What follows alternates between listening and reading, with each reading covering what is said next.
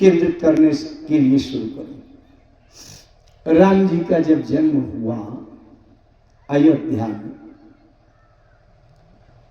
महाराज दशरथ ने गुरु जी को बुलाया।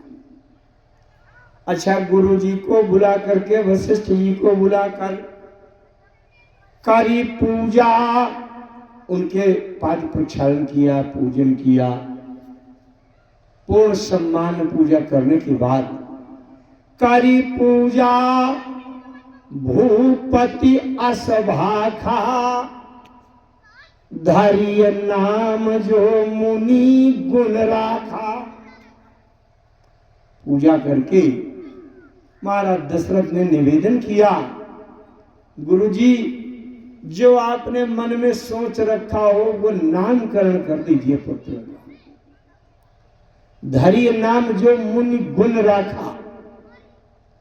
वशिष्ठ जी ने कहा, राजन इनका नाम पूछ रहे हो, इनका तो नाम होता ही नहीं है। एक अनीहय रूप अनामा, आज सच्चिदानंद पर धामा। एक अनीहय रूप अनामा, अनामा माने इनका नाम होता ही नहीं। अच्छा, गुरु जी ने कह दिया इनका नाम होते ही नहीं। महाराज दशरथ ने कहा, गुरु जी जब तक ये आरूप रहते हैं तब तक अनाम रहते होंगे, और जब आरूप का रूप हो गया है तो अनाम का नाम भी तो हो सकता है कि नहीं। एक अनीह आरूप अनाम,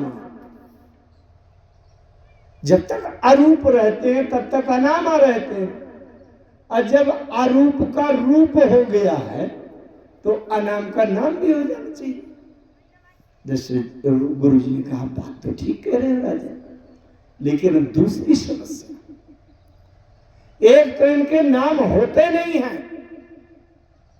अब अगर नाम होते हैं तो दूसरी समस्या आ जाती है, एक दो चार नाम से काम नहीं चलता। इनके नाम अनेक अनुपा, नाम अगर होते हैं तो फिर एक दो चार नाम से नहीं काम मिलता। विष्णु सहस्त्र नाम, गोपाल सहस्त्र नाम, शिव सहस्त्र हजार नाम, ये भी एक समस्या है।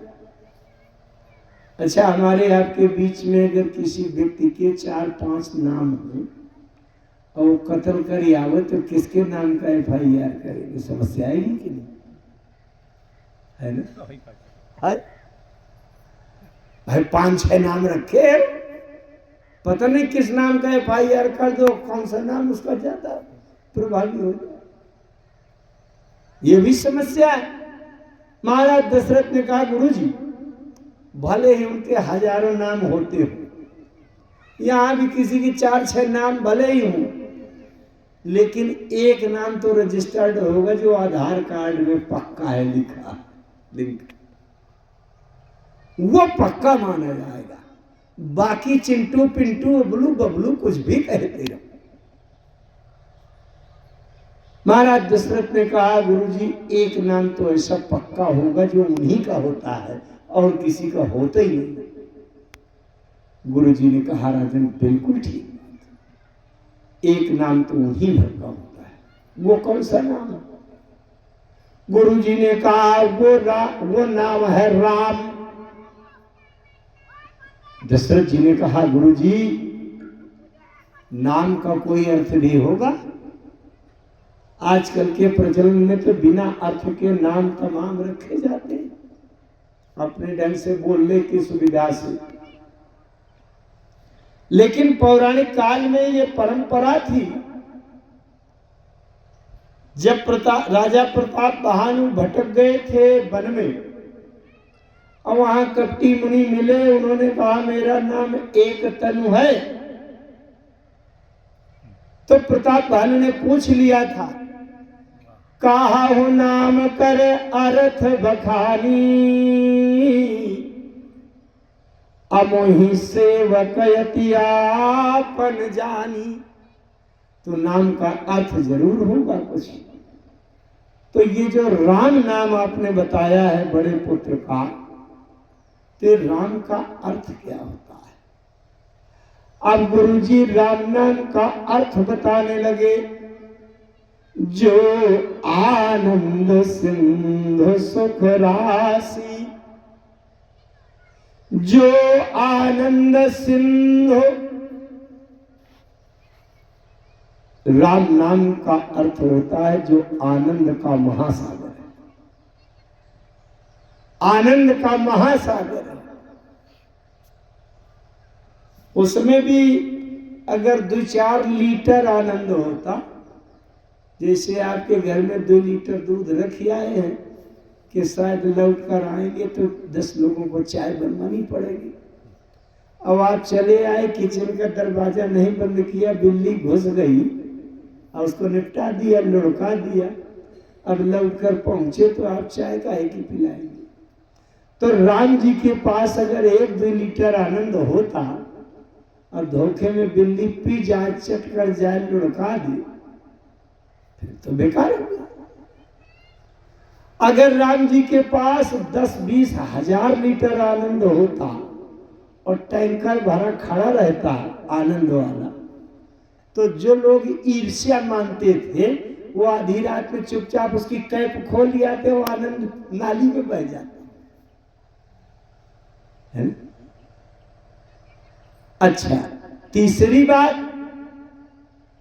अगर 10-25 हजार लीटर आनंद होता तो सतयुग, त्रेता, द्वापर, कल युग, न जाने कितने बार ये युग युगांतर बीत गए, और आनंद मांगने वालों को राम जी अगर अपने ड्राप से एक बूंदा आनंद टपकाते गए होते तो इतने युग युगांतर में वो बांटते बांटते अभी तक, जब तक हम नंबर में खड़े हैं, तो उधर से सूचना आ जाती, भैया स्टॉक खत्म है, आनंद वाला भंडार खत्म।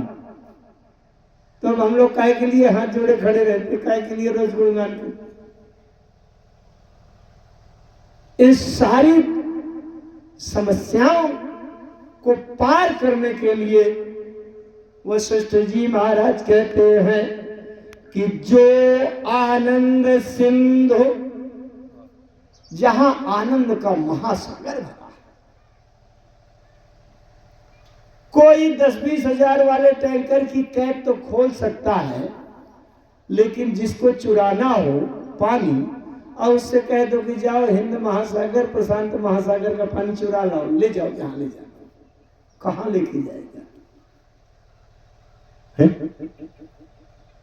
अच्छा, 3 साल, 5 साल, 7 साल पानी न बरसे, ये तालाब सूख जाएगा, कुआं, ट्यूबवेल, बोरिंग सब सूख जाएगा।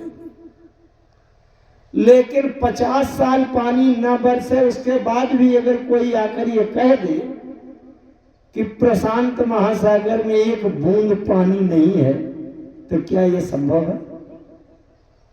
क्योंकि जब प्रशांत महासागर में एक बूंद पानी नहीं होगा तो सृष्टि फिर नहीं रहेगी।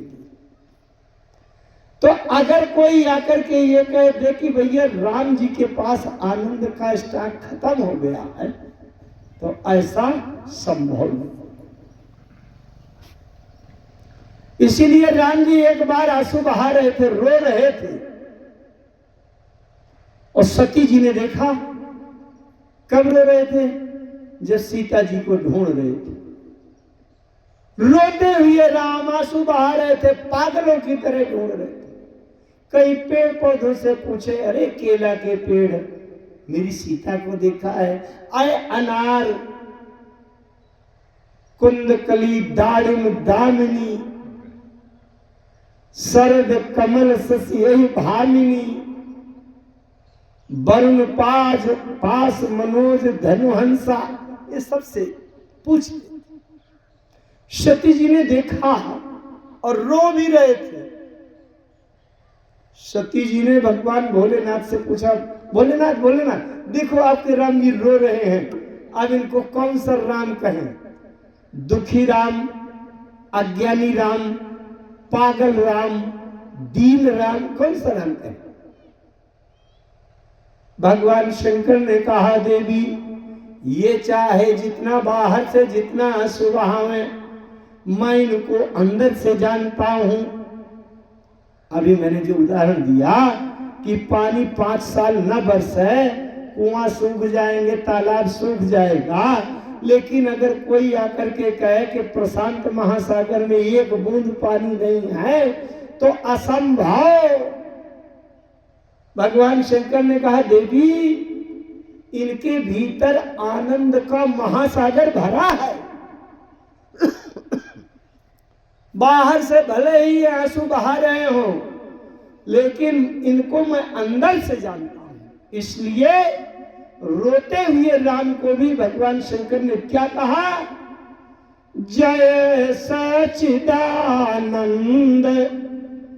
जग पावन सतचित आनंद।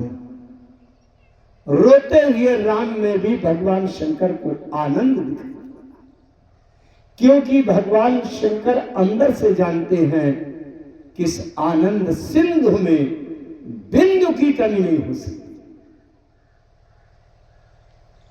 तो गुरु जी कहते हैं कि जो आनंद का महासागर जहां हुआ, राम शब्द का अर्थ क्या होता है? आनंद का महासागर। जीवन में अगर हम आनंद चाहते हैं, बिल्कुल सरल बात है। भैया हमारे मित्र हैं कोई करोड़पति अरबपति, अगर समय पर उनसे हम रुपया पैसा की मदद चाहते हैं कि 10-50 हजार का काम पड़े तो फट से ले आऊं, तो जो रईस हमारे मित्र हैं करोड़पति अरबपति, उनसे संबंध परिचय बनाए रखना चाहिए कि नहीं? है ना? अरे बिल्कुल सरल बात। जिसके पास बहुत अनाज, चना, गेहूं होता है 100-100, 200 कुंटल, और हमारे खाने की समस्या है, तो कम से कम अपने बड़े किसान से संबंध बनाए रखना चाहिए। जब काम पड़े तो 1 कुंटल ले आएंगे, पिसा के कम से कम भोजन तो चलेगा। तो अगर हमको आनंद चाहिए तो आनंद के महासागर से संबंध बनाए रखना चाहिए। इसके अलावा और कहीं से आनंद मिल नहीं सकता। सरल सी बात है, सीधी सी बात। संसार में कहीं भी आनंद का सूखा पड़ जाए, लेकिन अगर राम से हमारा संबंध है और राम जी से गिड़गिड़ाएंगे से प्रभु एक बूंद टपका दीजिए, मुझे समुद्र नहीं चाहिए, तो अगर राम जी का मन हो गया, प्रसन्न हो गए, कृपा कर दिया, आनंद की एक बूंद टपका दिया, तो हमारा आनंद जीवन आनंदमय हो गया कि नहीं? अच्छा, जो आनंद सिंधु सुख राशि, सुख की राशि, और इतने परहित वाले हैं कि सीकर ते त्रैलोक सुवासी। सो सुख धाम राम असनाना, अखिल लोकदायक विश्राम, सुख के धाम। अच्छा, दशरथ जी ने गुरु जी से एक बात पूछी, ध्यान से सुनिएगा, बड़े काम की। दशरथ जी ने कहा गुरु जी आपने बता दिया कि आनंद के सिंधु हैं और सुख की राशि है। राशि तो जानते हैं, अब राशि वाला प्रचलन सब बंद हो गया है। राशि उसको कहते थे जब किसान के खेत से फसल काटी जाती थी, खलिहान में रखी जाती थी, उसकी मड़ाई उसाई होती थी, और फिर अनाज जिस दिन ढेर लगाया जाता था उस ढेर को राशि कहते थे। राशि तैयार, अब तो खेते में बोरा में भरा और चला गया वैसे मार्केट। की राशि भी नहीं बन रही अब तो। हाँ, कुछ नहीं बनता। तो सुख राशि। महाराज दशरथ ने बड़ा अच्छा प्रश्न किया वशिष्ठ जी से, गुरु जी से। गुरु जी आपने बता दिया कि राम जी के अंदर आनंद का महासागर है, सुख की राशि है, लेकिन आपने ये नहीं बताया कि राम जी के जीवन में दुख कितना है, चिंता कितनी है, सोच कितना है, घबराहट कितनी है, दैन्यता कितनी है, ये नहीं बताया। वशिष्ठ जी कहते हैं, राजन, संपूर्ण 3 लोक 14 भुवन की सृष्टि वाले ब्रह्मांड के असंख्य गुच्छों में केवल एकमात्र राम ही ऐसे हैं कि जिनके जीवन में आनंद और सुख के अतिरिक्त दुख, चिंता, सोच, व्याकुलता, घबराहट, दैन्यता का मिश्रण नहीं। राम के अतिरिक्त कोई दूसरा ऐसा नहीं है कि जिसके जीवन में सुख और दुख का मिश्रण। अगर हम भी चाहते हैं कि हमारे जीवन में सुख के बजाय दुख ना हो, आनंद की स्थिति में परिवर्तन ना हो, तो हमें भी राम से संबंध जोड़ना चाहिए, ताकि जैसे राम जी सदैव मौज में है, उसी प्रकार से हम भी सुख में। मानो गुरु जी ने कहा, राजन, राम जी के जीवन में दुख, चिंता, सोच, घबराहट, इसका मिश्रण नहीं। अच्छा, ये यहां से बात निकली कि राम जी के जीवन में आनंद और सुख ही सुख है, आनंद ही आनंद। लेकिन मैं थोड़ा सा मोड़ ले रहा हूं, आप एकाग्रता का वो रखिएगा, यहां से कौन सा मोड़ आ रहा है, क्योंकि सामान्य श्रोताओं के उसमें हो जाता है कि वो उस प्रसंग से वहां कैसे पहुंच गए। आप लोग बड़े परिपक्व हैं। यहां से बात यह निकली कि राम जी में आनंद है, सुख है, लेकिन यही सत्य नहीं है। अरण्य कांड में देखा गया कि जब राम जी की सीता जी का हरण हो गया तो राम जी रो रहे हैं और पागलों जैसे पूछ रहे।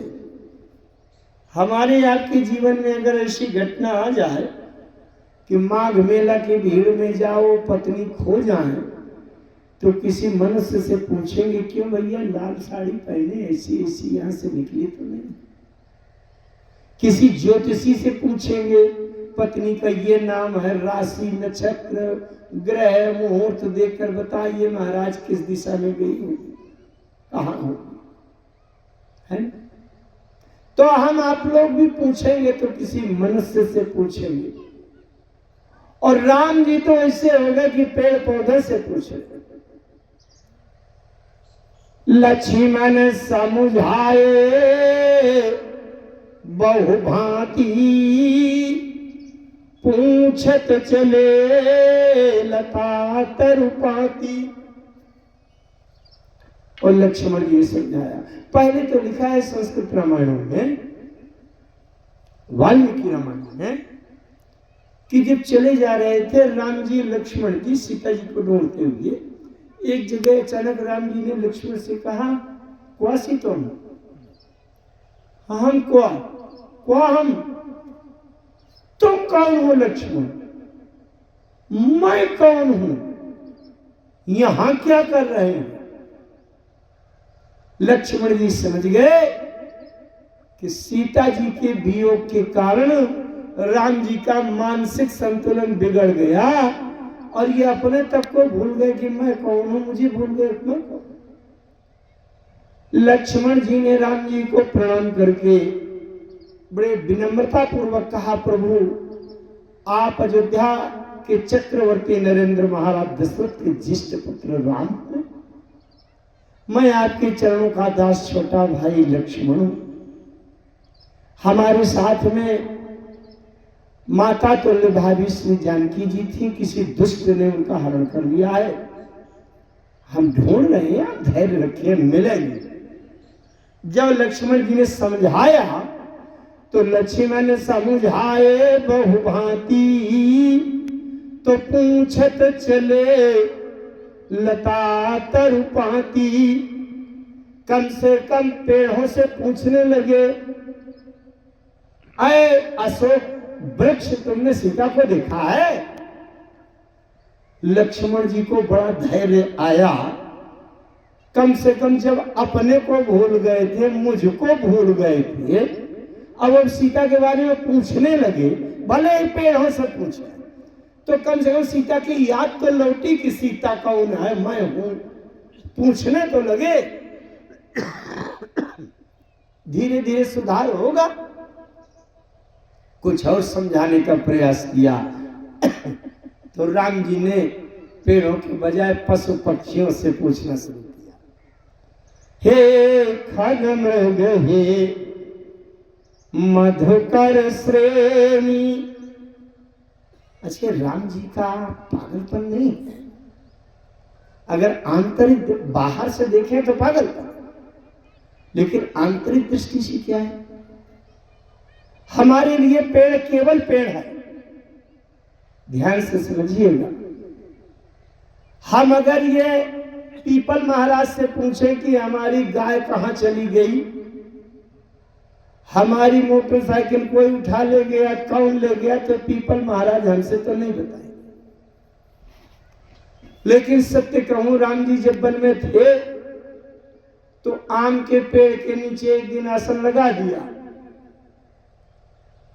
और वो आम था बढ़िया दशहरी वाला। दशहरी आम सोचने लगा कि राम जी को आम बहुत अच्छा लगता, और उस समय माघ का महीना था और राम जी को आम बहुत अच्छा लगता।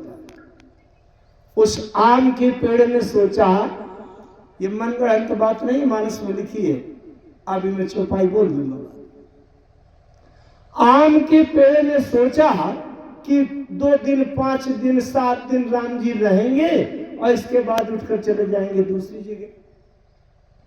और राम जी को आम बहुत अच्छा लगता है, और मैंने जीवन भर संसार वालों को आम खूब खिलाया, दशहरी आम पका वाला खूब लोगों ने चूसा, और जब राम जी को खिलाने की नौबत आई उस समय माघ का महीना।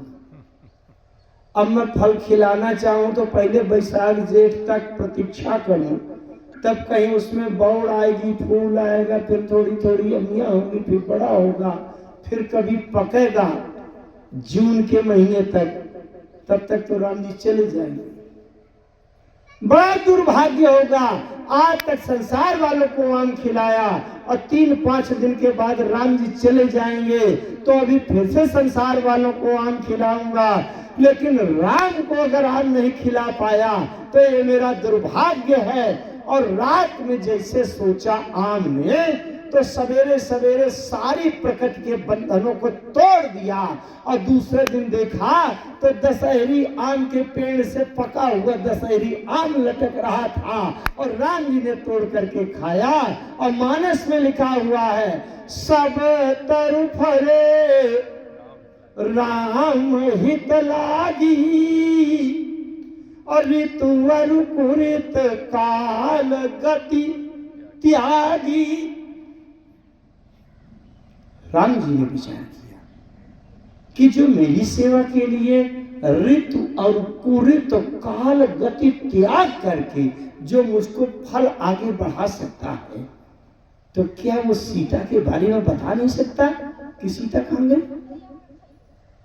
संसार के लिए ये केवल पेड़ हो, लेकिन राम जी के संपर्क में जो भी पेड़ पत्थर जो कुछ भी संपर्क में आता है उससे चेतन हो जाता है।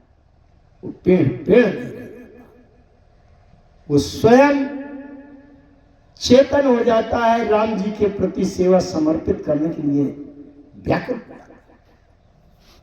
इसलिए राम जी पेड़ों से पूछ रहे हैं, भैया तुम तो मुझे नाश्ता करने के लिए, फलाहार करने के लिए बिना ऋतु के बिना समय जामुन का पेड़ लगा था, अभी माघ के महीने में पकी जामुन दे दिया।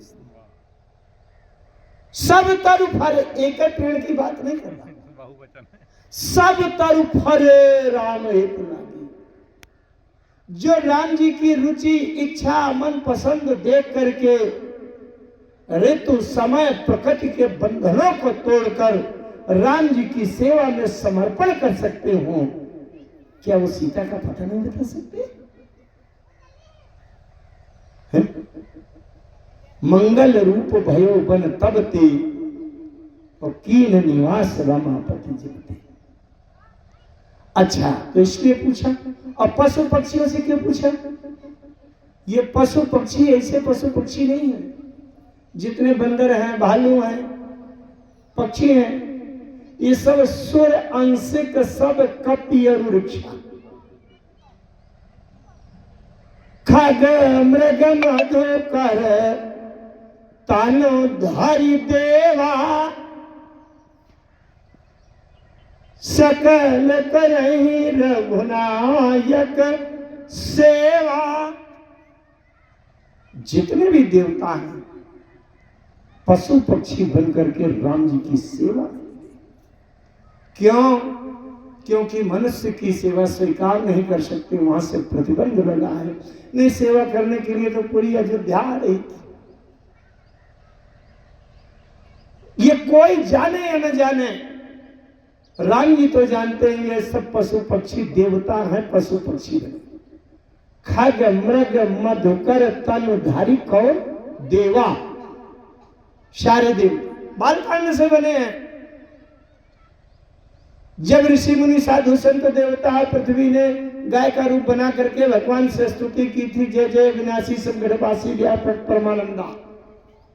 ऊपर से आकाश ध्वनि हुई, जनिजर पौम्र सिद्ध सुरेशा, तुम ही लागी धरी हो नरवेशा। तो ब्रह्मा जी ने कहा था, निज लोक कहीं बिरंच के देवन यह सिखाए, और बानर तन धरी धरी नहीं हरिपद सेवा जाए। तो बन चर देह धरी क्षिति माही, धरती में बन चर। और एक बात और कहूं, राम जी अगर पशु पक्षियों से पता पूछे, ये देवता है, कोई पहचाने या न पहचाने, और सही सही हनुमान के रूप में शंकर जी हैं, जाम्बवंत के रूप में ब्रह्मा जी हैं, सारे देवता है। कोई जाने या न जाने, राम जी तो जानते हैं कि देवता है। देवताओं से सीता का पता पूछ रहे हैं।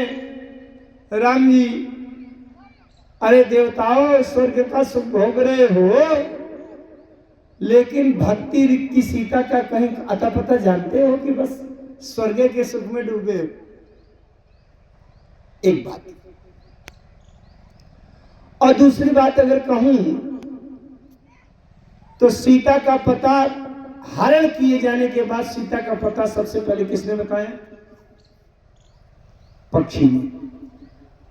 सीता हरण की घटना हुई और 10 मिनट के बाद एक पक्षी ने बता दिया, अरे नाथ दशानन यही गति कीनी, और तेहि खल जनक सुता हरिलीनी, लय दक्षिण दिश गयो गोसाई, बिलपति अति कुररी की नाई।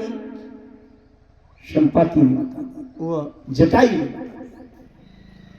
अगर जटायु भर की बात में कम विश्वास हो तो उनके बड़े भाई संपाति ने बता दिया, मैं देखो तुम नहीं। संपाति जी ने समुद्र के किनारे बता दिया, ताहाँ सो पवन जहराई, सीता बैठी सोच रते आई। पक्षियों ने बताया, अब फिर लौटकर राम जी से किसने बताया? एक पशु ने बताया। बानर कौन है? मैं पामर पशु कपि अति कम। पशु हनुमान जी स्वयं कहते हैं अपने को शाखा मृग कहे। मृग माने पशु। तो सीता जी की दूसरी सूचना जानकारी, हनुमान जी माने पशु ने शाखा मृग। राम जी पूछे, मेरा ये उद्देश्य नहीं था इस प्रसंग में आने के लिए, इस व्याख्या का जो उद्देश्य था उसको फिर समझिए। हम अभी नामकरण की व्याख्या से सुन रहे थे राम जी के अंदर आनंद का महासागर भरा है। और ये भी बता दिया कि राम जी के जीवन में दुख, चिंता, सोच, घबराहट, दैन्यता कुछ नहीं। लेकिन जब अरण्य कांड में देखा गया तो राम जी रो रहे हैं, आंसू बहा रहे हैं, पागलों जैसे हंसीता हंसीता कर रहे हैं। किसी ने कहा भैया ये आनंद का महासागर भरा है, रो रहा है। राम जी से पूछा गया इसका क्या मतलब समझे? ध्यान से सुन रहे हो आप। राम जी कहते हैं कि भक्ति की सीता अगर दूर हो जाए तो आनंद सिंधु मैं राम को भी जब रोना पड़ता है तो संसार के जीवो समझ लो भक्ति के बिना तुम्हारी क्या दशा होगी। भक्ति के बिना जब आनंद के महासागर वाले राम को भी रोना पड़ता है, आंसू बहाना पड़ता है, तो संसार का कोई भी जीव धन संपत्ति पद प्रतिष्ठा का चाहे जितना वैभव इकट्ठा कर ले, लेकिन भक्ति के बिना किसी को स्थिरता, शांति, संतुष्टि ये नहीं मिल सकती। चाहे जितना सुख की राशि हो और चाहे जितना आनंद का महासागर हो, लेकिन भक्ति की सीता अगर दूर चली गई है तो उसको भी रोना पड़ेगा। इसलिए हमारे जीवन का अंतिम लक्ष्य क्या है, उद्देश्य क्या है?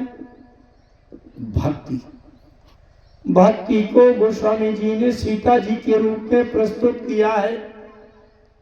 सानुज सीय समेत प्रभु राजत परन कुटीर, भगति ज्ञान वैराग्य जनु सोहत धरे शरीर। सीता जी भक्ति है, राम जी ज्ञान तत्व है और लक्ष्मण जी वैराग्य। वैराग्य माने संसार के सुख से आसक्ति समाप्त हो जाए, वो वैराग्य। भक्ति की सीता कैसे मिले, इसकी रामचरितमानस में अनेक विधियां बताई गई। अनेक, प्रत्येक कांड में भक्ति को प्राप्त करने की विधि बताई गई। बाल कांड में बताई गई विवाह की पद्धति से, सुंदर कांड में बताई गई सीता की खोज की पद्धति से, उत्तर कांड में बताई गई भक्ति की मणि कैसे मिले, पावन पर्वत वेद पुराना राम कथा रुचिरा कर नाना, तो चिंता नहीं।